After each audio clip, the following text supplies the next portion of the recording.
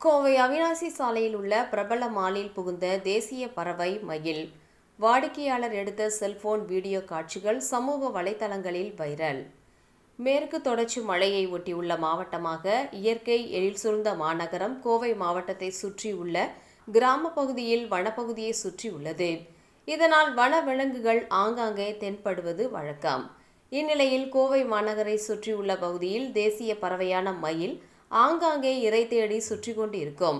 சில நேரங்களில் நாய்கள் துரத்துவதாலும் மின்சாரம் தாக்கியும் தேசிய பறவையான மயில் இறப்பது உண்டு.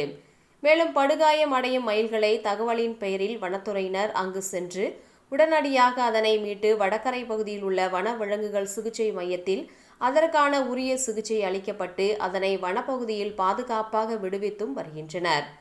இந்நிலையில் இன்று கோவை அவிநாசி சாலையில் உள்ள பிரபல தனியார் மாலில் நுழைந்த தேசிய பறவை மயிலை கண்ட வாடிக்கையாளர் பெண்மணி ஒருவர், மக்கள் அதிக கூட்டம் வரும் இந்த மாலில் அங்கு மயில் பார்ப்பது அரிது என்றும் அதனை தனது செல்போனில் வீடியோ பதிவு செய்துள்ளார்.